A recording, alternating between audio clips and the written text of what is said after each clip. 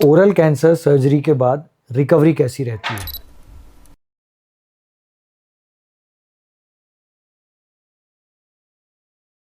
नमस्कार, मैं doctor Yogeshwar Shukla, cancer surgeon Bhopal से। हम अभी तक बात कर चुके ओरल कैंसर के बारे में, उसके ट्रीटमेंट के बारे में। आज हम बात करेंगे उसके बाद क्या होता है, क्योंकि लोगों का सवाल अक्सर ये रहता है कि साहब ऑपरेशन तो हो जाएगा, ऑपरेशन के बाद हमें कितने दिन ऑपरेशन के बाद अस्पताल में रहना पड़ेगा, कितने दिन बाद हम खा पाएंगे, तो हम उसके बारे में चर्चा करेंगे। देखिए, अमूमन ऑपरेशन डिपेंड करता है कितना बड़ा अल्सर है, कितना बड़ी गठान है, कितनी बीमारी है, उसके आधार पे एनीथिंग लाइक 2 घंटे से लेके 8-10 घंटे तक का ऑपरेशन हो सकता है मुंह के कैंसर में। जो हम हमेशा रिकंस्ट्रक्शन की बात करते हैं, अगर रिकंस्ट्रक्शन जुड़ता है तो लंबा ऑपरेशन चलता है, क्योंकि 2 टीम ऑपरेट करती हैं। एक हमारी कैंसर टीम होती है जिसमें हम होते हैं, बीमारी निकालते हैं। एक हमारी प्लास्टिक सर्जन की टीम होती है जो रिकंस्ट्रक्शन का काम करती है, इसलिए उसमें ज़्यादा समय लगता है। अगर विदाउट रिकंस्ट्रक्शन काम हो रहा है, छोटा लोकल फ्लैप लगा रहे हैं या पीएमएमसी फ्लैप जो होता है वो लगा रहे हैं, तो उसमें फिर भी 2 घंटा, 3 घंटा, 4 घंटा इतने में ऑपरेशन हो जाता है। पर इससे कोई फ़र्क नहीं पड़ता। कई बार लोग इससे समझते हैं कि साहब ज़्यादा समय लगा तो ज़्यादा बड़ा ऑपरेशन है, छोटा बड़ा ऑपरेशन है। हर ऑपरेशन का उद्देश्य ये है कि फाइनल आउटकम ये हो कि बीमारी हट गई, और बीमारी हटने के साथ-साथ आपकी रिकवरी, आपका मुँह का रिकंस्ट्रक्शन ऐसा हुआ कि आप बोल पा रहे हैं, खा पा रहे हैं। तो हमारा उद्देश्य रहता है। तो ऑपरेशन की ड्यूरेशन से ना घबराएँ। अगर आपका सर्जन आपको बता रहा है कि लंबा ऑपरेशन रहेगा, तो इसका मतलब ये नहीं है कि उससे कोई बहुत दिक्कत होने वाली है। क्यों? क्योंकि हमारा एक्सपर्टीज़ ही उसी में है, लंबे ऑपरेशन करने में। हमारी जो एनेस्थीसिया टीम है, वो भी ऑन्को एनेस्थेटिक टीम रहती है, जिसमें जो उनको भी एक्सपर्टीज़ रहता है लंबा एनेस्थीसिया देने का। नंबर 1। नंबर 2, अगर लंबा ऑपरेशन है तो ऐसा नहीं है कि डायरेक्ट पेशेंट को उठा दिया जाएगा। क्यों? क्योंकि रिकंस्ट्रक्शन होता है, लंबी सर्जरी चलती है, तो हमें ऑपरेशन के बाद पेशेंट को कुछ समय तक के लिए स्थिर रखना पड़ता है, ताकि जो हमने रिकंस्ट्रक्शन किया है उसमें कोई दिक्कत ना आए। ऑपरेशन के बाद कहीं गले में सूजन ना आए, तो सांस लेने में दिक्कत ना हो। तो ये सब चीज़ों के चलते 12 घंटे, 24 घंटे या कुछ-कुछ केसेस में 48 घंटे तक हमें पेशेंट को वेंटिलेटर पे रखना होता है, या एक सांस की नली के साथ रखना होता है।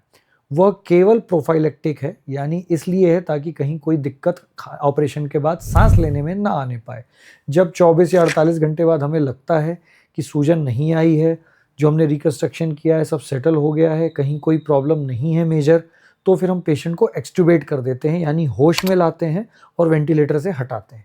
इसलिए कई बार होता है कि ऑपरेशन के बाद मरीज के परिजन देखते हैं, अरे साहब वो तो बड़ी ऑपरेशन हुआ है, उसके बाद होश ही नहीं आया मरीज को। नहीं, ऐसा नहीं है, होश नहीं आया, हमने उसे बेहोश रखा है ताकि ऑपरेशन हमारा सक्सेसफुल रहे, रिकंस्ट्रक्शन हमारा सक्सेसफुल रहे। तो उसके बाद क्या, 24 या 48 घंटे बाद जब हम रिकवर कराते हैं, होश में लाते हैं, वेंटिलेटर से हटाते हैं, उसके बाद नॉर्मल स्थिति में जो दवाइयाँ चलनी है, एंटीबायोटिक वगैरह, वो चलती हैं। पेशेंट की जब एक बार गट मोटिलिटी यानी आंतों की चाल आ जाती है, अमूमन जो कि एक्सटुबेशन के 24 घंटे बाद होता है, तब हम उसकी फीडिंग शुरू करते हैं। अब चूँकि मुँह में ऑपरेशन हुआ है, मुँह में टाँके लगे हैं, पेशेंट कई बार शुरुआत में सूजन के कारण या रिकंस्ट्रक्शन के कारण बोल नहीं पाता, खा नहीं पाता, सूजन रहती है, तो हम मुँह से खाना नहीं दे सकते।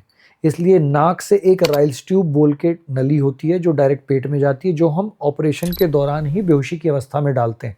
तो ऐसा नहीं है कि उसमें भी कोई दिक्कत होती है या होगी। और उस नली का उपयोग हम ऑपरेशन के बाद लिक्विड के तौर पे डाइट देने में करते हैं। हमारे पास डाइटिशियन रहते हैं जो इसी में एक्सपर्ट रहते हैं कि कैसे लिक्विड डाइट से आपकी जो सर्जरी के बाद रिकवरी है, उसके लिए required amount of calories, diet और न्यूट्रिशन आपको मिले। तो वो पूरी प्लानिंग होती है डाइटिशियन द्वारा कि कितने घंटे में क्या-क्या चीज़ें देनी है, किस तरीके से देनी है। शुरुआत में जब मरीज अस्पताल में रहता है तो अस्पताल में ये सेवा करी जाती है, और छुट्टी के समय अगर राइल्स ट्यूब पे छुट्टी हो रही है तो हम परिजनों को सिखा देते हैं कि कैसे खाना देना है, जो कि बेहद ही आसान है। उसमें कोई बहुत दिक्कत वाली, घबराने वाली बात नहीं है। तीसरी चीज़ रहती है ड्रेन पाइप। ड्रेन पाइप क्या है? ऑपरेशन जहाँ हम करते हैं, वहाँ से ऑपरेशन के बाद लिम्फ का यूजिंग होती है, सीरम की यूजिंग होती है।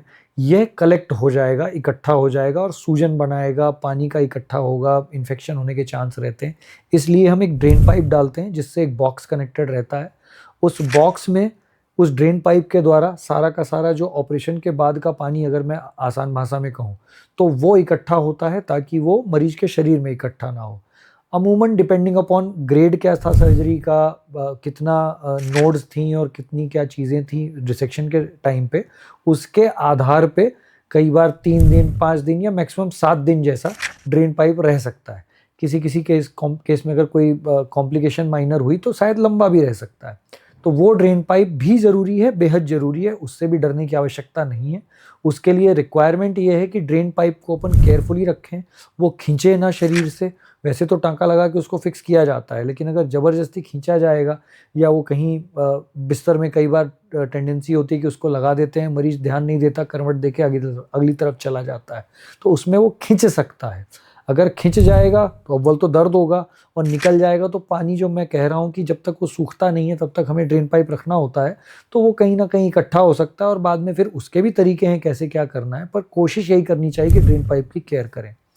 अब ऐसे ही मरीज का 5 से 7 दिन गुजरता है शुरुआती ऑपरेशन के बाद। उसके बाद ड्रेन पाइप का पानी कम होने लगता है, सूखने लगता है।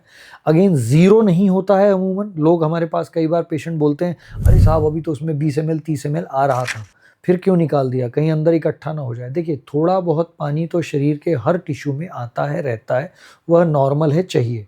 जब तक पाइप लगा रहेगा शायद थोड़ा बहुत आता रहेगा, पर यह डिसीजन आपके सर्जन का है, डिपेंडिंग अपॉन आपकी कंडीशन क्या है, आपका ऑपरेशन कितना बड़ा हुआ है, आपके टिश्यूज़ कैसे हैं, आपकी बाकी कंडीशन कैसी है, हार्ट की, लंग की, किडनी की, उसके आधार पे सर्जन डिसाइड करते हैं कि कितना पानी नॉर्मल है। हो सकता है 40, 50, 60, 20, 10, जो आपके सर्जन डिसाइड करेंगे वह एक नॉर्मल लिमिट में समझते हुए उस पाइप को निकाल देंगे। जब ड्रेन पाइप निकल जाएगा तो आपके पास केवल राइल्स ट्यूब यानी नाक से खाने वाली नली बचेगी, जिससे अमूमन अगेन 10 से 15 दिन रखा जाता है ताकि फीडिंग उससे हो जाए, टाँके सब बेहतर हो जाएं, कड़े हो जाएं, सूख जाएं, जो भी आप बोलना चाहें।